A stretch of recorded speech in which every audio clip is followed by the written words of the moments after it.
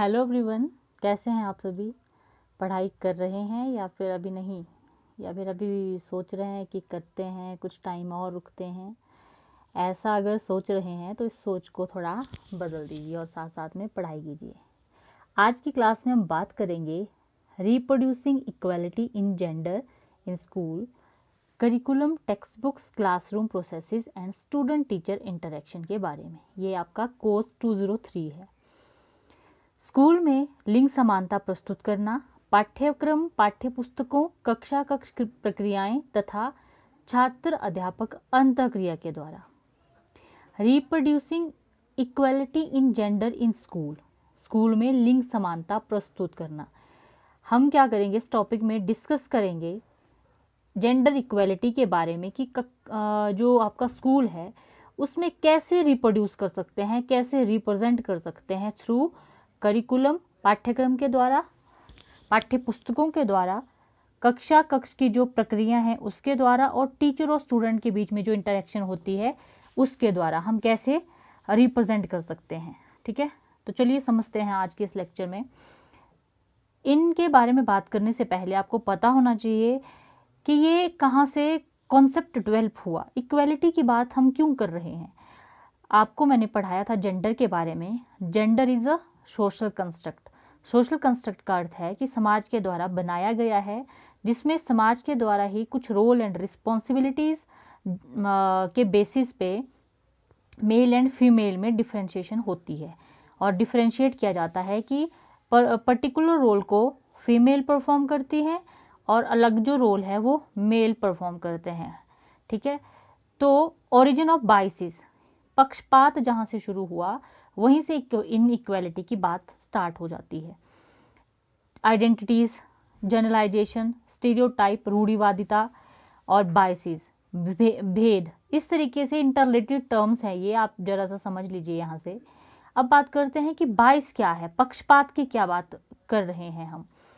पक्षपात एक ऐसी इंफॉर्मेशन है जो कि आप अपना पॉइंट ऑफ व्यू किसी के लिए बताते हो बिना किसी दूसरे पर्सन की साइड्स को देखकर। मतलब आप क्या करोगे, आप किसी के बारे में कोई अपनी राय दे देंगे, उसका जो पॉइंट ऑफ व्यू है, उसका ओपिनियन है, उसको मद्देनज़र नहीं रखेंगे। आप क्या करेंगे, अपनी सोच के अकॉर्डिंग उसके बारे में कोई राय दे देंगे, यानी कि आप दूसरे के साथ भेदभाव कर लेंगे। ठीक है, bias is hard to identify in ourselves because it is unconscious and we do not recognize it when we see it. पक्षपात को पहचानना मुश्किल है क्योंकि ये अचेतन रूप से विद्यमान है। देखो, जेंडर में मैंने समझाया था आपको कि कुछ रोल्स ऐसे हैं, जब आप बचपन से ही आपके दिमाग में ये बात रखी जाती है, लड़कियां पिंक कलर को पसंद करेंगी, लड़कियां डॉल्स के साथ खेलेंगी, लड़के अच्छा खाना नहीं बना सकते, लड़के फाइटर बनेंगे, लड़कियां ये काम कर लेंगी, लड़कियां सॉफ्ट हैं। जब आपके दिमाग में कहीं ना कहीं ये चीज़ बचपन से ही डाल दी जाती है तो क्या होता है, अनकॉन्शियसली आपके माइंड में वो जो कंडीशनिंग अभी तक हुई है, अनकॉन्शियसली आप वैसा ही बिहेव करना स्टार्ट करते हो। पिंक कलर की कुछ अगर आपको कोई चीज़ दिखाई देगी तो आप क्या करेंगे, उसको किसी लड़के और लड़की में से देने की बात आएगी तो आप किसी लड़की के हाथ में उसको दे देंगे कि अच्छा तुम लड़की हो, पिंक कलर। ये तो कहीं साइंटिफिकली प्रूव नहीं है, या कहीं और भी ये प्रूव नहीं हुआ है कि pink colour is associated with only girls. ठीक है, तो इस तरीके से पक्षपात आप अनकॉन्शियसली कर देते हैं, हमें पता भी नहीं चलता है।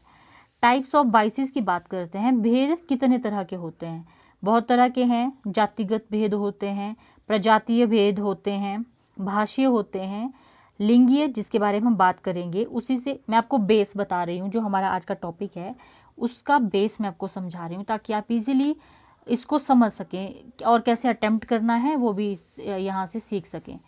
भाषा के आधार पे भी भेद किया जाता है, रंग रूप के आधार पे, किसी के कल्चर के बेसिस पे, या फिर किसी की आर्थिक स्थिति के बेसिस पे भी, जियोग्राफिकल एरिया के बेसिस पे भी भेद किए जा सकते हैं। ये अलग अलग तरह के हैं, टाइप्स ऑफ बाइसिस हैं ये। ठीक है, लिंगीय भेद की हम बात करते हैं। जेंडर बाइसिस से ही इनइक्वालिटी का कॉन्सेप्ट डेवलप होता है, और उस इनइक्वालिटी को ख़त्म करने के लिए स्कूल में हम हेल्प लेते हैं करिकुलम की, टेक्स्ट बुक्स की, और क्या क्लास की जो प्रोसेसेस हैं उसमें, और टीचर और स्टूडेंट के बीच में जो इंटरेक्शन हुई है उसकी हेल्प से हम इनइक्वालिटी को इरेडिकेट करते हैं, दूर करते हैं। तो ये समझना ज़रूरी है आपके लिए। जेंडर बाइस में लिंगीय भेद में आप समझेंगे वो क्या है। लिंगीय भेद अगर इसको डिफाइन करना चाहते हैं आप, वो व्यवहार जो किसी एक लिंग के लिए पक्षपात दर्शाता है। जैसे मैंने आपको बता दिया, लड़कियों के लिए या फिर लड़कों के लिए आप एक लड़के या लड़कियों में से किसी एक का ही फेवर आप करेंगे कि, और उसमें दूसरे के लिए आप क्या करेंगे, पक्षपात करेंगे, पक्षपात का बिहेवियर शो करेंगे। लड़के और लड़कियों में बराबर ट्रीटमेंट नहीं करेंगे, ठीक है, मतलब एक दूसरे को कम समझेंगे, दोनों में से किसी एक को ज़्यादा मानेंगे, दूसरे को कम समझेंगे, या फिर एक लिंग दूसरे लिंग की तुलना में अधिक शक्तिशाली हो सकता है, ऐसी आप अजम्पशन बना लेंगे, आप धारणा ऐसी बना लेंगे। पिक्चर देख लीजिए, आपको और अच्छे से क्लियर हो जाएगा। देखो यहाँ पर ये लाल मुंह करके जो मेल है, छोटी सी फीमेल है, उसको देखकर कैसे इसने इतना अग्रेशन से दिखाया है। और ऊपर देख लीजिए आप, मेल और फीमेल काम दोनों कर रहे हैं, ड्रेसेस जिनका सब कुछ सेम है। फीमेल को कम पैसे दिए जा रहे हैं, मेल के पास ज़्यादा मोटी गठरी है पैसों की। और इसी पिक्चर में आप देख सकते हैं कि साथ में फीमेल जो है वो मल्टीटास्किंग है, कितने सारे काम एक साथ कर रही है। और मेल का हाल आप देख लीजिए, बिना ना काम करने की वजह से क्या कैसे दिखाई दे रहे हैं, ये आप देख सकते हैं। अब बात करते हैं कि रीजंस क्या हैं जेंडर बाइसेस के। ऐसा क्या है कि इस वजह से ये जेंडर बाइसनेस समाज में है, उत्पन्न हो चुकी है। तो इसके लिए कस्टम या ट्रेडिशंस आप बोल सकते हो, कुछ मान्यताएं हैं। कई जगह पे आज भी ऐसा होता है कि लड़के ये काम नहीं कर सकते हैं, हमारे घर में तो लड़कियां ही इस काम को करेंगी। या फिर अशिक्षा के कारण भी ऐसा है। शिक्षा भी बहुत, जो इलिटरेसी जो है वो बहुत अहम रोल प्ले करती है ऐसी, जब हमारे समाज में कुछ कुरीतियाँ हैं, बुराइयाँ हैं, जब आपके पास एजुकेशन नहीं है, आपको अच्छे से पता नहीं है कि इनको कैसे दूर करना चाहिए, इनमें क्या कमियाँ हैं, तो वो अशिक्षा के कारण ही वो एग्जिस्ट करती हैं बुराइयाँ। शिक्षित इंसान होगा तो उसको पता होगा कि किस तरीके से बिहेव करना है, ठीक है।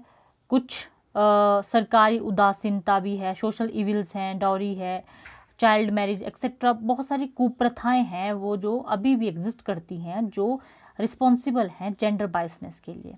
नैरो माइंड सेट होता है कईयों का कि अब संकीर्ण सोच है ना, कि लड़कियों को नहीं समझते वो इस लायक, या कि वो लड़कों की बराबरी कर सकें।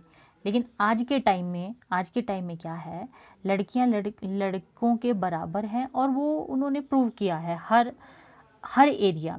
एरिया में उन्होंने अच्छे से अच्छे काम करके ये इस बात को साबित कर दिया है। जागरूकता का अभाव होता है, लैक ऑफ अवेयरनेस है, या फिर मनोवैज्ञानिक विचारधारा भी होती है। सबसे इम्पॉर्टेंट जो है वो है faulty educational system. Gender बाइसनेस faulty education system की वजह से भी आता है। उसी एजुकेशन सिस्टम में हम बात करेंगे कि कैसे दूर किया जाए इस जेंडर बाइसनेस को। उसमें हम हेल्प लेंगे टेक्स्ट बुक क्लास करिकुलम की। करिकुलम में आपको पता है उसमें एकेडमिक और जो आपकी करिकुलर और को करिकुलर एक्टिविटी सारी ही आती हैं जब हम करिकुलम की बात करते हैं। तो उनके थ्रू जेंडर बाइसनेस को दूर किया जाता है। वो हम जानेंगे कि किस तरीके से, क्या काम करने से, किस तरीके का करिकुलम होना चाहिए, टेक्स्ट बुक होनी चाहिए, ताकि ये जेंडर बाइसनेस को दूर किया जा सके, ठीक है। ये जेंडर बाइस की एक डेफिनेशन क्या है, ये थोड़ा उसी के बारे में डिटेल में है, अगर आप पढ़ना चाहो तो ये देख सकते हैं आप यहाँ से कि जेंडर बाइसनेस क्या होता है। ये इसमें या तो मैन या वुमेन, या फीमेल या मेल, बॉयज़ गर्ल्स, इसमें से किसी एक का फेवर होता है, दूसरे का फेवर नहीं किया जाता है, ठीक है। दोनों में से किसी एक का फेवर होगा, उसको बोल दिया जाएगा जेंडर बाइसनेस। अब मेथड्स क्या हैं इसके अगेंस्ट फाइट करने के। सबसे इम्पॉर्टेंट जन शिक्षा का प्रसार, पब्लिक एजुकेशन। पब्लिक को जितना एजुकेट करेंगे उतना वो उसके बारे में समझेंगे और उसको दूर करने के लिए अपने प्रयास करेंगे, प्रैक्टिसेस करेंगे, अवेयरनेस लोगों को ज़्यादा से ज़्यादा जागरूक करेंगे। पॉलिसीज़ एंड प्रोविजंस ऐसे बनाएंगे ताकि लोग अगर कोई ऐसे ना माने तो पॉलिसीज़ के बेसिस पे कि पॉलिसीज़ बनी है, ये प्रोविज़न है, तो अगर किसी के साथ ऐसे इनइक्वालिटी कोई फेस करता है, इनइक्वालिटी का सामना उसको करना पड़ता है, तो अपने अधिकार के लिए बात कर सके। वुमेन एजुकेशन को स्प्रेड करेंगे। आपको पता ही है कि वुमेन का अब जो स्टेटस है, इससे पहले का जो स्टेटस है उसमें कितना अंतर था। तो ये सारा का सारा चेंज हुआ है पब्लिक एजुकेशन की वजह से, पॉलिसी की वजह से, प्रोविजंस की वजह से और अवेयरनेस की वजह से। ठीक है। शिक्षा प्रणाली में सुधार करेंगे, इम्प्रूवमेंट इन एजुकेशन सिस्टम।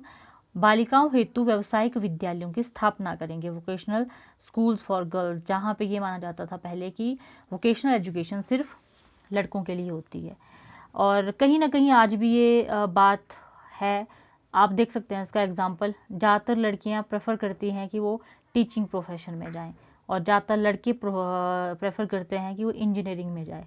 इसके पीछे कोई वो लॉजिक नहीं है, लेकिन एक जनरल सा जो मैंने ऑब्जर्व किया है वो आज भी हम उसी चीज़ को मानकर चले आते हैं।